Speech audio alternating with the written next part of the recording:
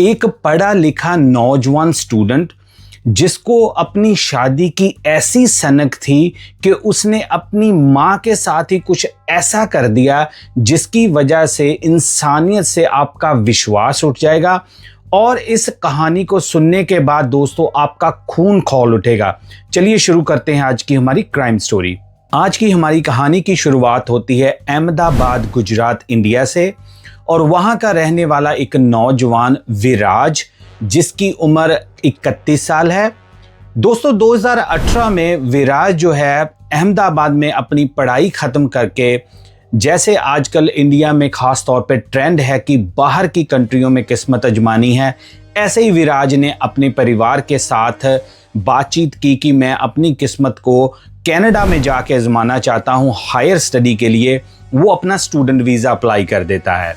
विराज की फैमिली में दोस्तों है एक पिता जो कि गुजरात के ही एक दूसरे हिस्से में एक होटल में मैनेजर है और उसके साथ है उसकी मदर जो कि एक हाउसवाइफ है और उसके साथ है उसकी एक छोटी बहन जिसकी उम्र 25 साल है जिसका नाम नाक्षी है। जैसे तैसे करके, जैसे हमारे बच्चे करते हैं, पैसे वगैरह इकट्ठे करके 2018 में विराज जो है वो कनाडा पढ़ाई करने के लिए आ जाता है। कनाडा में दोस्तों जब वो पहुंचता है तो वहां पर वो रह के अपना पढ़ाई करता है, साथ में अपना जो स्टूडेंट कारोबार करते हैं, कामकाज करते हैं वो करता है और सब कुछ दोस्तों सही चलता है। वो अपने परिवार के टच में भी है, अपने फैमिली से वो बातें करता है और जब अपनी वो माँ से बात करता है जिनका नाम पारुल बताया जाता है, वो जब अपनी मदर पारुल से बात करता है तो बातों बातों में अपनी मदर को कहता है कि अब मेरी शादी की उम्र हो गई है, तो मैं चाहता हूं कि जब मैं इंडिया आऊं आप मेरे लिए एक लड़की देख के रखें ताकि मैं अपना घर बसा सकूं। तो दोस्तों 2018 के बाद वो 2024 में विराज सोचता है कि अब मैं अपने घर इंडिया वापस जाऊंगा और वहां पर जाके अपनी शादी वगैरह करके तो कनाडा वापस आ जाऊंगा। ऐसा ही दोस्तों होता है, वो अपनी स्टडी को और अपने कामकाज को निपटा के 2024 में वो कनाडा से चलता है और सीधा अहमदाबाद में लैंड हो जाता है। जब वो लैंड होता है तो दोस्तों अपने वो घर जाता है, अपने माँ बाप से मिलता है, अपनी बहन से मिलता है।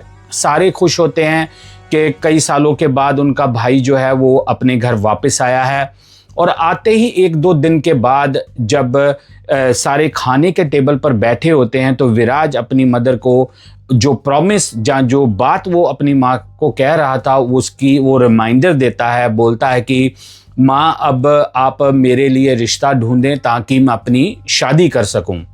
तो उसकी माँ ने, जैसे नॉर्मली घरों में दोस्तों होता है, उसकी माँ ने कहा हाँ समय अच्छा आएगा, हम आपके लिए लड़की ढूंढेंगे और आपकी शादी कर देंगे। बात आई गई हो जाती है। जैसे मैंने आपको पहले बताया कि जो विराज का फादर है वो एक अहमदाबाद के दूसरे सिटी में रहता है, जो वहाँ से वो दूर है। वहाँ पर वो होटल में मैनेजर का काम करता है।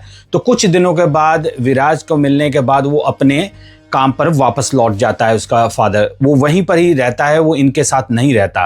अब विराज और उसकी बहन नाक्षी और उनकी मदर पारुल ये तीनों ही उस घर में रह रहे हैं और हर एक दिन छोड़ के दोस्तों विराज जो है वो अपनी मदर को यही बात रिपीट करता है कि आप मेरे लिए लड़की देखें, आप क्यों नहीं लड़की देख रही।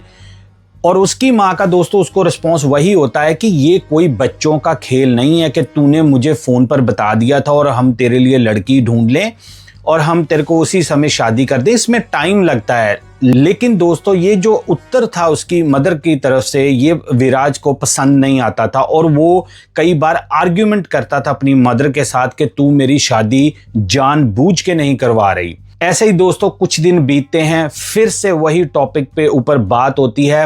मंगलवार का दोस्तों दिन होता है 2024 में, जब विराज अपनी मदर से कहता है कि तू मुझे बता दे कि तूने मेरी शादी करवानी है या नहीं करवानी, तूने मेरे लिए लड़की ढूंढनी है या नहीं ढूंढनी। तो उसकी माँ इस बार जो फ्रस्ट्रेटेड हो जाती है, गुस्से में आ जाती है और बोलती है कि ये कोई गुड्डे गुड़ियों का खेल नहीं है कि मैं तेरे लिए लड़की ढूंढ दूं। इससे दोस्तों जो विराज होता है उसका गुस्सा जो है वो 7वें आसमान पर पहुंच जाता है। वो खाने वाली टेबल पर एक सिल्वर की बोतल पड़ी होती है जिसको वो उठा के अपनी बहन नाक्षी की तरफ फेंकता है उसको मारने के लिए। जब वो बोतल मारता है तो वो उठ के अपने कमरे में चला जाता है। तो जो माँ होती है पारुल, वो नाक्षी को देखने के लिए चली जाती है कि कहीं उसको चोट तो नहीं लगी। ये अपने दरवाजा जो कमरे का है उसको जोर से बंद करके अंदर बैठ जाता है। अब नाक्षी अपनी माँ को कहती है कि भैया का जो बिहेवियर है वो मुझे समझ नहीं आ रहा, क्योंकि ये बार बार हमें शादी के लिए बोल रहा है, ये क्यों ऐसा कर रहा है? क्योंकि भाई कनाडा जाने से पहले ऐसा नहीं था। क्या हुआ कि 5-6 सालों में इसका बिहेवियर इतना चेंज हो गया? दोनों माँ बेटी कुछ समझ नहीं पा रहे थे। 2-3 दिन बाद दोस्तों फिर से विराज जो है वो अपनी बात दोहराने लग पड़ता है। इस बार वो पूरा गुस्से में है और अपनी माँ को बोलता है कि तू मेरे लिए लड़की ढूंढेगी या नहीं। ये दोस्तों पूरी तरह वो जैसे किसी चीज़ से ऑब्सेस हो चुका है। वो बस यही चाहता है कि मेरी शादी अभी के अभी हो जाए। और जब उसकी माँ उससे फिर से आर्ग्यूमेंट करती है कि तूने उस दिन अपनी बहन के ऊपर भी गुस्से से हाथ उठाया था, तो वो और ज़्यादा गुस्से में आ जाता है विराज। इस बार दोस्तों अपनी माँ पारुल को मुक्कों के साथ मारना उसने शुरू कर दिया और वो बिल्कुल भी नहीं रुक रहा। वो बुरी तरह से उसके पेट में, पीठ के ऊपर, उसके मुंह के ऊपर अपनी माँ के मुक्कों के साथ बरसात कर रहे शुरू कर दी उसने।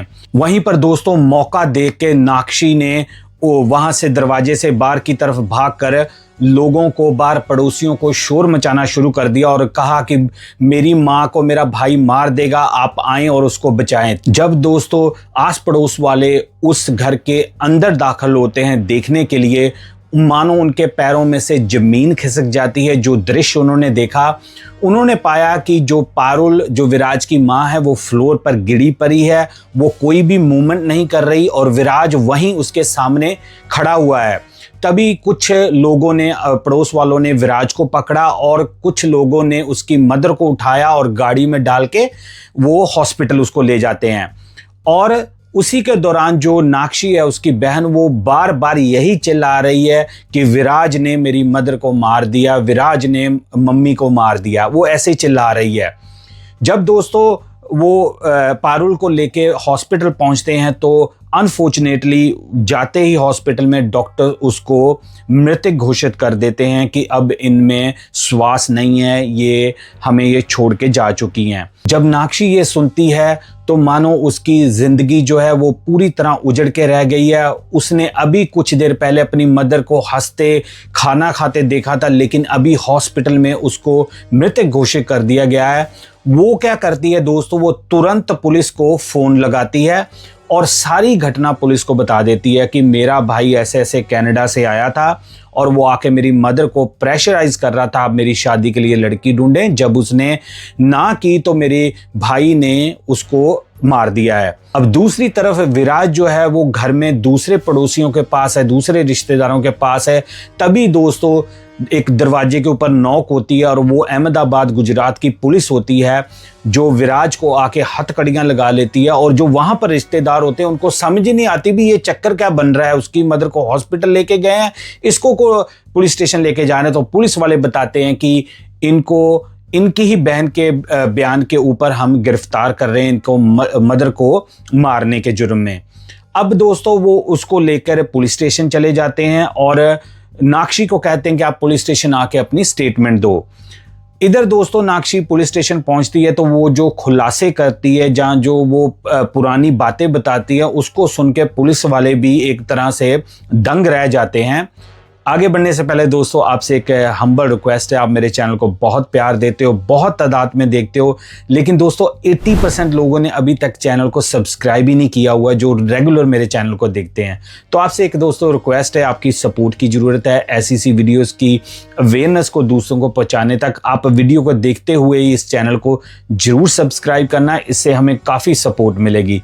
चलिए दोस्तों कंटिन्यू करते हैं इस स्टोरी को। तो दोस्तों जब नाक्षी पुलिस वालों को बताना शुरू करती है तो वो बताती है कि ये आज पहली बार ही ऐसा नहीं हुआ कि विराज ने माँ के ऊपर हाथ उठाया है। इसने जब से कनाडा से आया है 3-4 बार ऑलरेडी माँ के ऊपर फिजिकली इसने हाथ उठाकर उसको मारने की कोशिश की थी। जब भी वो शादी से ऐसे इसको समझाने की कोशिश करती थी, ये कुछ नहीं सुनता था और माँ के ऊपर अटैक कर देता था। तब पुलिस वालों ने कहा कि आपने तब क्यों नहीं हमें बताया, जहाँ इन्फॉर्मेशन दी थी। तब नाक्षी ने उनको बताया कि हम उस समय ये समझते थे कि हो सकता है कि कनाडा में अकेला रहने की वजह से ये थोड़ा अपसेट हुआ है, थोड़े दिनों तक सही हो जाएगा। लेकिन नाक्षी ने कहा ये मेरी सबसे बड़ी भूल थी, मुझे उसी समय आपको अथॉरिटीज़ को तुरंत इन्फॉर्म करना चाहिए था। अब पुलिस वाले ये मान के चल रहे हैं दोस्तों कि हो सकता है कि विराज को कोई मेंटल हेल्थ इशू हो चुका हो, क्योंकि विराज 5-6 साल कनाडा में अकेला रहा था बिना इंडिया आए हुए, और हो सकता है कि उसने किसी चीज़ की स्ट्रेस या डिप्रेशन या कोई भी आप लाइफस्टाइल कह सकते हो, उसकी वजह से इसको डिप्रेशन हो गया हो या कुछ ऐसा मेंटल हेल्थ इशू हो। अब वो साइकोलॉजिस्ट के पास विराज को लेके जाएंगे, उनसे ट्रीटमेंट वगैरह उनसे पूछेंगे कि क्या है क्या नहीं। अब जो केस है दोस्तों हत्या का विराज के ऊपर दर्ज हो चुका है। अब वो कोर्ट हियरिंग की वेट कर रहा है और उसी के दौरान जो उसकी मेडिकल रिपोर्ट्स हैं उनकी भी पुलिस वेट कर रही है, ताकि वो उसी के अकॉर्डिंग केस को आगे फर्दर प्रोसीड कर सकें। दोस्तों यहाँ पर मैं एक आपको बात मेंशन करना चाहता हूँ कि जब हमारे यंग बच्चे बच्चियाँ जहाज भर भर के बाहर की कंट्रियों में विदेशों में पढ़ने के लिए या काम करने के लिए आते हैं, उनको कोई आइडिया नहीं होता दोस्तों कि बाहर की कंट्रियों में कौन सी स्ट्रगल है, आप कैसे होम सिक फील करोगे, किन किन मुश्किलों का सामना करना पड़ेगा। क्योंकि जो एजेंट्स हैं, जो एजेंट्स की तरफ से लोग आते हैं, वो उनको बड़ा हरा भरा बिल्कुल एक जो होता है ना ग्रीन ग्रास दिखाते हैं, सपने दिखाते हैं। दोस्तों ऐसा बाहर की कंट्रियों में बिल्कुल नहीं है। यहाँ पर मोस्टली जो स्टूडेंट्स हैं, जहाँ दूसरे लोग भी जो काम करते हैं, उनको मेंटल हेल्थ इशू हो जाते हैं, क्योंकि वो अपने घर को मिस करते हैं, अपने यारों दोस्तों को मिस करते हैं, लेकिन वो इतना पैसा उठा के आए हुए होते हैं कि अब वो वापस नहीं जा सकते। तो अब पुलिस के अकॉर्डिंग मानी जाए और जहां उनकी फैमिली की विराज की मानी जाए, तो वो यही कह रहे हैं कि कनाडा जाने से पहले विराज बिल्कुल एक नॉर्मल पर्सन था। वो कभी भी फोर्स नहीं करता था शादी के लिए, कभी भी वो ऐसी हरकतें नहीं मदर के साथ करता था। और जो दूसरे रिश्तेदार उन्होंने भी अपनी स्टेटमेंट में यही बताया कि जो पारुल है उनकी माँ, वो एक इतनी अच्छी मदर थी कि उन्होंने अपने बच्चों के लिए इतनी मेहनत की और पढ़ा लिखा के उनको अच्छी जगहों पर और इसको स्टडी करने के लिए भेजा। तो हम खुद यकीन नहीं कर रहे कि विराज ने ऐसा क्यों किया। अब सारे जो इंडिकेटर हैं दोस्तों वो जा रहे हैं विराज की मेंटल हेल्थ के पीछे। अब जो स्टूडेंट्स हैं यहाँ पर, उसके रूममेट से या दोस्त थे, उनसे भी पुलिस जो है पूछताछ कर रही है कि कोई ऐसी आप बता सकते हैं कोई बिहेवियर चेंज विराज का, या कोई ऐसी आप घटना बता सकते हैं जिसको हम ऐसे लिंक कर सकें कि इसको कोई मेंटल हेल्थ इशू है, जो कि दिख रहा है कि वो एक तरह से ऑब्सेस हो चुका था, एक ही बात के पीछे पड़ा हुआ था कि मैं आप मेरी शादी करवा दो, मेरी शादी करवा दो। और उसी के चक्कर में उस बेवकूफ़ ने बंदे ने अपनी मदर का खून कर दिया। जिस माँ ने अपनी जान पर खेलकर उन बच्चों को पाला और उनके लिए सब कुछ किया, उसने ही उस रिश्ते को तार तार कर दिया और ऐसी घटना को अंजाम दिया। ये न्यूज़ दोस्तों कनाडा में भी, इंडिया में भी काफ़ी वायरल हो रही थी। और जो अब वहाँ पर उसके दोस्त हैं कनाडा में, जहाँ उसके जो काम करने वाले कोलीग्स थे, वो भी एक तरह से शॉक हैं कि ये कैसे हो गया कि अभी 1 महीना भी नहीं हुआ उसको वापस गए हुए और उसने ऐसा कर दिया।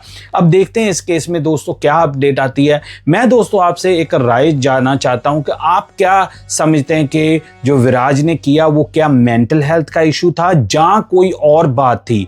आपको क्या लगता है कि जो सजा है उसको कितनी होनी चाहिए, जहां उसकी मेंटल हेल्थ को देखते हुए उसको इलाज की जरूरत है?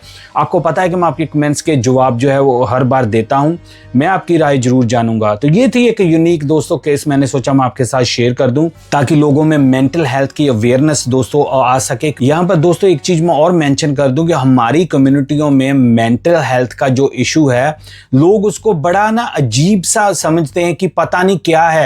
क्योंकि मैंने खुद विटनेस किया है कि बाहर की कंट्रियों में या इंडिया में भी दोस्तों अपनी जो कम्युनिटीज हैं, अगर वो किसी को बोलते हैं ना कि यार मेरे को डिप्रेशन है तो मैंने साइकोलॉजिस्ट को या साइकाइट्रिस्ट की हेल्प लेनी है, तो लोग तरह तरह की बातें करते हैं। खासतौर पे इंडिया पे वो कहते हैं लो जी वो बंदा पागल हो गया जी, उसको मेंटल, क्योंकि अभी भी एक बड़ा टैबू बना हुआ है अपनी कंट्रियों में कि पता नहीं मेंटल हेल्थ के लिए अगर कुछ हो तो वो बंदा पागल ही है या कुछ ऐसे ही है। आप जानते हो कि मैं क्या कहने की कोशिश कर रहा हूं। तो ये मेंटल हेल्थ के इशू को दोस्तों हमारी कम्युनिटियों में बहुत ज़्यादा दबाया जाता है। मैं इस वीडियो के माध्यम से आपको इनकरेज करूंगा कि कोई भी स्टूडेंट, कोई भी बंदा इंडिया में जब बाहर ऐसी चीज से निकल रहा है तो प्लीज आप एडवाइस सीख करें प्रोफेशनल्स की। ये कोई बड़ी बात नहीं है दोस्तों, थेरेपी से, मेडिकेशन से ये चीजें हल हो जाती हैं, ये कोई बड़ा मसला नहीं है। एक ये भी कारण था कि मैंने ये वीडियो करने का फैसला किया ताकि लोगों में अवेयरनेस पहुंच सके। अगर हो सकेगा दोस्तों आप इस वीडियो को ज्यादा से ज्यादा शेयर करना ताकि ये अवेयरनेस है मेंटल हेल्थ की, जहां दूसरे विराज की तरह और भी स्टूडेंट्स हैं वो अपनी हेल्प सीख कर सके। मैंने सोचा मैं आपके साथ शेयर करूं। आपको ये क्राइम स्टोरी कैसे लगी आप कमेंट्स में जरूर बताना। मैं मिलूंगा एक और नई क्राइम स्टोरी में, तब तक के लिए एज यूजुअल दोस्तों जय हिंद।